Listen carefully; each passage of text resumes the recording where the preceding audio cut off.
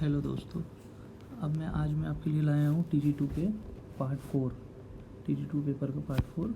चलिए शुरू करते हैं आगे के सवालों को। उद्योगों में सुरक्षा के उद्देश्य के लिए देखिए, सिंगल फेज प्रेरक मोटर जो होता है उसमें DOL स्टार्टर इस्तेमाल किए थे। ज़्यादातर 5 HP से नीचे वाले मोटर के लिए इसी स्टार्टर का इस्तेमाल किया जाता है। अगला सवाल, निम्न से किस प्रकार के लैंप में देखिए DC सप्लाई से काम करती है। DC सप्लाई से लैंप जो काम करता है वो नाम है आर्क लैंप। आर्क लैंप होता है जो वो DC सप्लाई से काम करता है। ठीक है।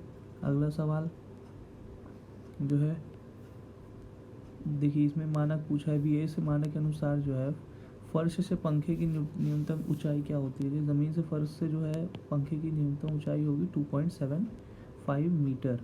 मोटर का प्रयोग सिंगल मिक्सर ग्राइंडर में हमें पता है यूनिवर्सल मोटर किया जाता है। देखिए, मिक्सर ग्राइंडर में यूनिवर्सल मोटर का इस्तेमाल किया जाता है। अब यह क्या है, staircase wiring minimum number 2 way switches use in the circuit. देखिए, स्टेयर केस माने सीढ़ियाँ, जो सीढ़ियाँ होती हैं है ना, उस पर या फिर गोदामों में जिस तरह की वायरिंग इस्तेमाल की जाती है वो क्या होती है, 2 वे स्विच की वायरिंग। 2 वे स्विच जो होते हैं इसमें 3 पॉइंट होते हैं, 2 3, इन 3 पॉइंटों को इस प्रकार जोड़कर हम जो है टनल और इस तरह की वायरिंग करते हैं। जैसे जैसे हम आगे बढ़ते जाएंगे लाइटें अपने से चेंज होती जाएगी स्विच के आधार पर। अगला सवाल क्या है, प्रत्यक्ष प्रकार व्यवस्था में किस वस्तु का कितनी रोशनी पड़ती है। प्रत्यक्ष माने डायरेक्ट सनलाइट।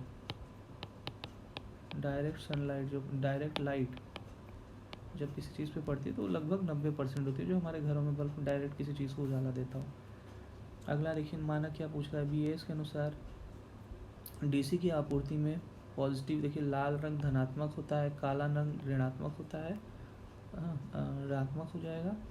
नीला रंग और जो हमारा काला रंग जो होता है तटस्थ तार के रंग का कोड क्रमांक होता है, लाल नीला एवं लाल नीला और काला। अगला सवाल देखिए क्या पूछ रहा है, डेल्टा कनेक्शन में लाइट वोल्टेज डैश बराबर होती है। देखिए, डेल्टा जो कनेक्शन है ये हमारा डेल्टा कनेक्शन है।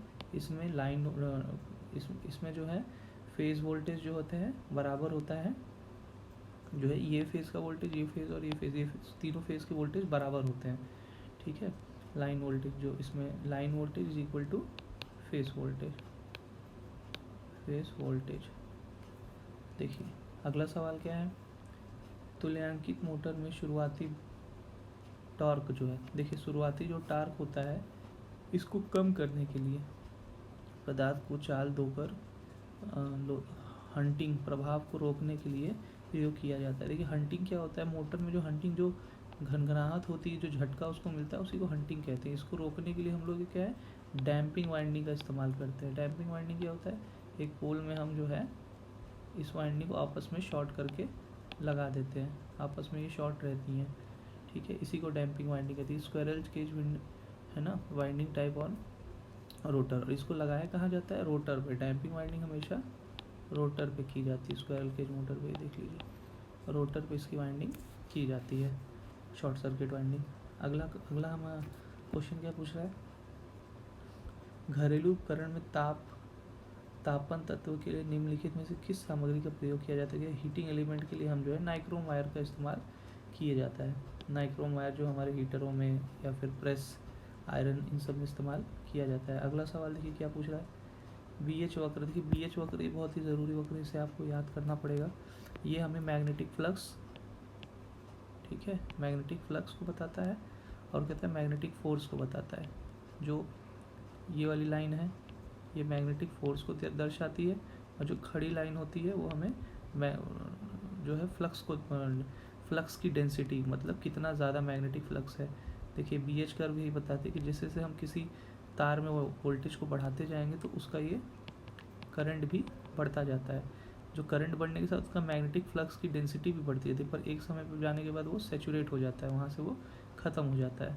ठीक है, तो ये हमें ये बताता है, ये मैग्नेटिक फोर्स की लाइन बता रहा है, और ये हमें मैग्नेटिक डेंसिटी की फ्लक्स डेंसिटी, तो चुंबकीय क्षेत्र। सॉफ्ट शोल्डर में टीन और सीसा का प्रतिशत डैश होता है। देखिए सॉफ्ट जो होता है, जो हम लोग सोल्डरिंग आयरन इस्तेमाल करते हैं, उसमें 60 से 40% का जो है सीसा और टीन मिला होता है।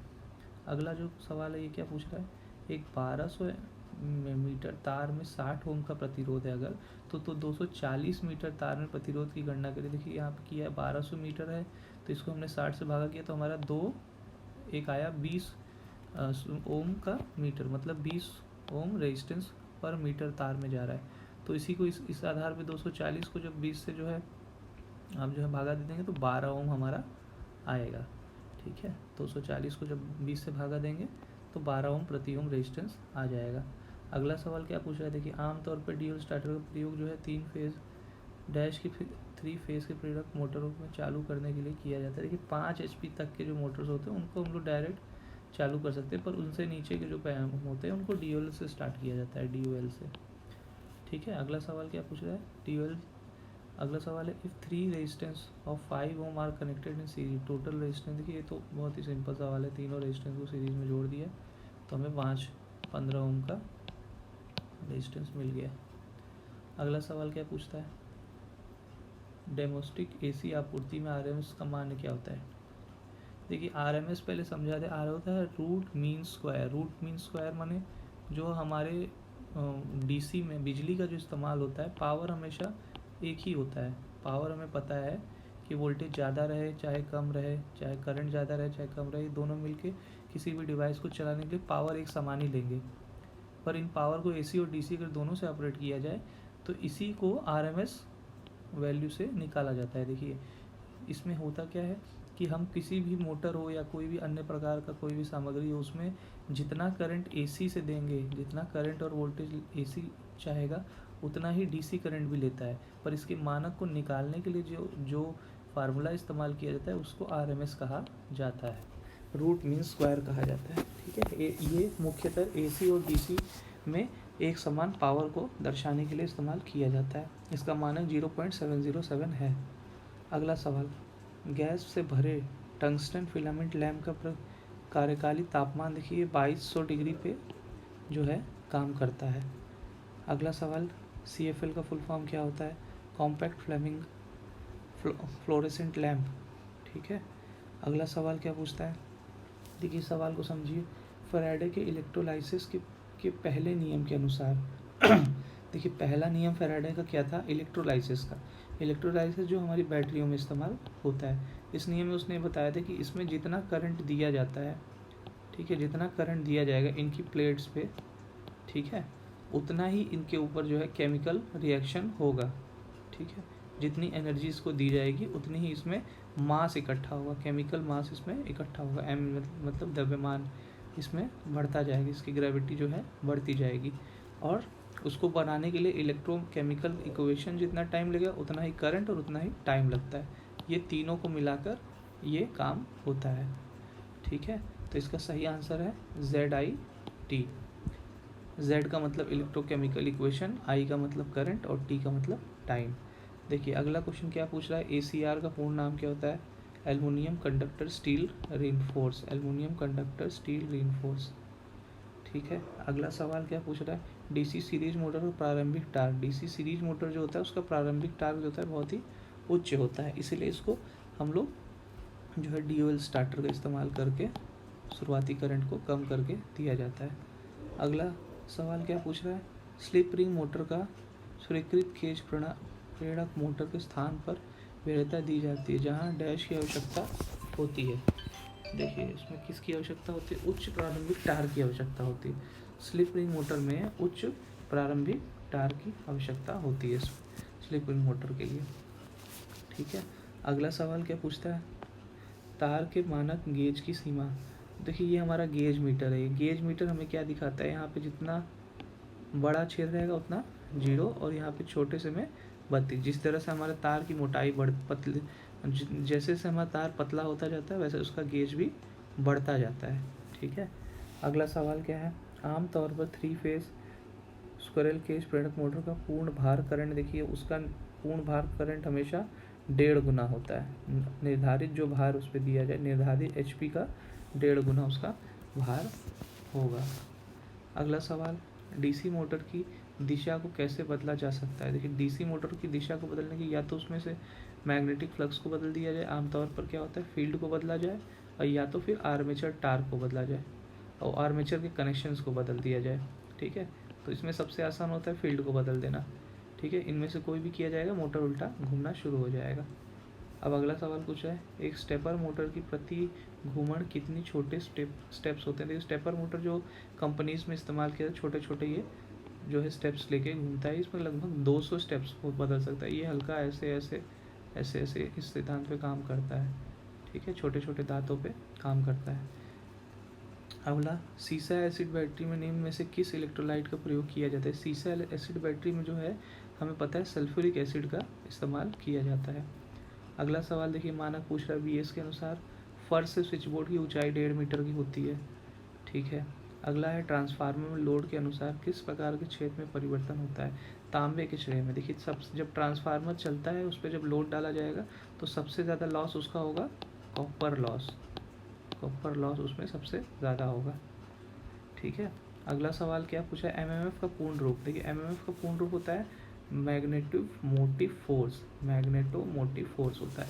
लेकिन इसका ये है क्या, देखिए मैग्नेटिक मोटिव फोर्स, जैसे ये कॉइल है, इस पर जितने हमने तार बांधे हैं, जितना ज़्यादा इसमें करंट जाएगा, जितना ज़्यादा इसमें करंट जाएगा उतना ज़्यादा मैग्नेटिक फ्लक्स इसमें से निकलेगी और उतनी ही ताकतवर निकलेगी। देखिए इसकी एसआई यूनिट भी याद रखिएगा, इसकी एसआई यूनिट होती है एम्पियर टर्न, एम्पियर टर्न, मतलब इसमें जितना ज़्यादा करंट उतनी ज़्यादा इसकी मैग्नेटिक फ्लक्स।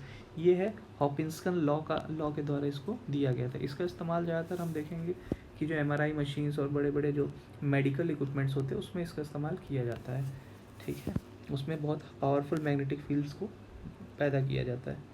अगला क्वेश्चन है हमारा, क्या बोला, SF6 सर्किट ब्रेकर कार्यशील कहाँ होते थे। SF6 जो है हमेशा 33,000 से जितने भी ऊपर की वोल्ट की लाइन होती है उसमें इस ब्रेकर का इस्तेमाल किया जाता है। 33,000 से ऊपर की लाइनों में SF6 ब्रेकर का इस्तेमाल किया जाता है।